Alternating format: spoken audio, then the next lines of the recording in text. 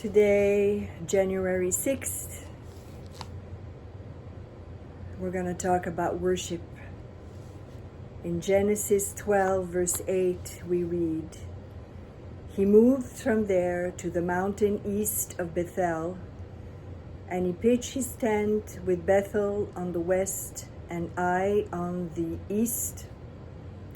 There he built an altar to the Lord and called on the name of the Lord." Worship is giving God the best that He has given you. Be careful what you do with the best you have. Whether you get a blessing from God, give it back to Him as a love gift. Take time to meditate before God and offer the blessing back to Him in a deliberate act of worship. If you hoard it for yourself, it will turn into spiritual dry rot, as the manna did when it was hoarded. Exodus 16:20. God will never allow you to keep a spiritual blessing completely for yourself. It must be given back to Him so that He can make it a blessing to others. If, for instance, you are sick in your body and you pray that God heals you in order to be able to serve Him, and you don't do it once you are healed, you're in danger. Nothing is ours, my friends. If God gives us health, it is to be used to bless others. If God gives us the ability to speak, it is to bless others. To pray, it is to bless others. Everything is to bless others. It is not, like it says, to hoard for oneself. We want it to multiply. Bethel is the symbol of fellowship with God. Ai is the symbol of the world. Abram pitched his tent between the two. At the time, he was not called Abraham yet. He was called Abram. The lasting value of our public service for God is measured by the depth of the intimacy of our private times of fellowship and oneness with Him. See, everything depends on that. Everything depends on how intimate you are with Him.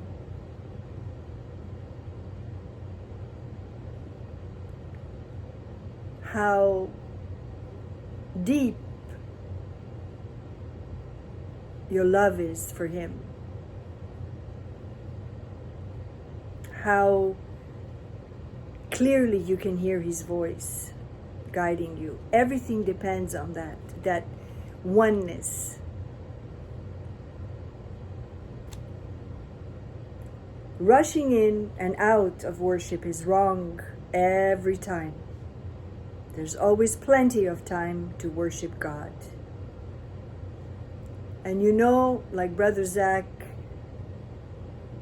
teaches, and I learned from that worship is not what we see in most churches when they say it's time for praise and worship, when we're singing before the actual sermon. That is called more praise and thanksgiving. We're giving thanks to God. But worship is supposed to be a private thing. You worship on your own, one-to-one. You know, like it's like with your husband. Jesus is our husband. He's our bridegroom. Do we want to tell Him our deepest sentiment in front of everybody. No. We want to be kept in private, just him and you. And you confess to him, you open your heart to him, you worship him, you give him all the glory. It's a personal, intimate time. Very valuable and precious time that is not to be shared with everybody. Otherwise, it loses its value. It is done, like it says, rushing.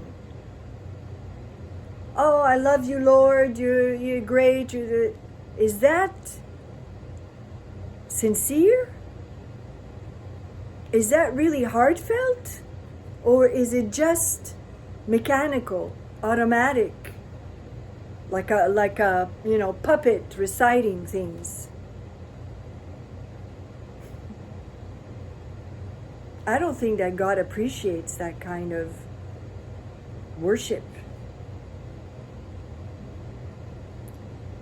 Days set apart for quiet can be a trap, detracting from the need to have daily quiet time with God. It's a daily affair. That is why we must pitch our tents where we will always have quiet times with him, however noisy our times with the world may be. There are not 3 levels of spiritual life: worship, waiting, and work. Yet, some of us seem to jump like spiritual frogs from worship to waiting, from waiting to work.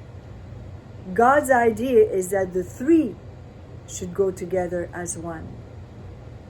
They were always together in the life of our Lord and in perfect harmony. It is a discipline that must be developed. It will not happen overnight. It's a training, my friends, like anything else. It's a training, it's like breathing. You're continuously breathing. Whether you're sleeping even, you're eating, you're drinking, you're working, you're driving, you're talking, you're constantly breathing. So why can't we constantly be in this loving worship mode with our beloved? It's possible.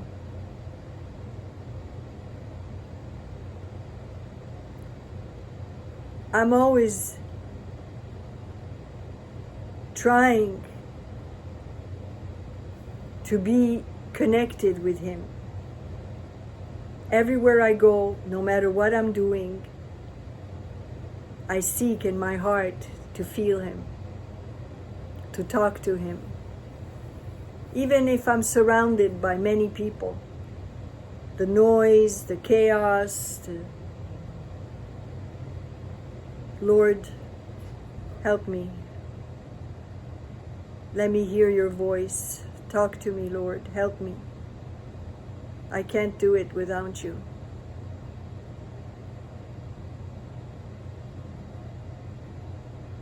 This love affair is worship to him. He wants to see and to know that we don't want to be separated from him at all, just like Jesus. Jesus never wanted to be separated from the Father. That's why it was so difficult for him at the end.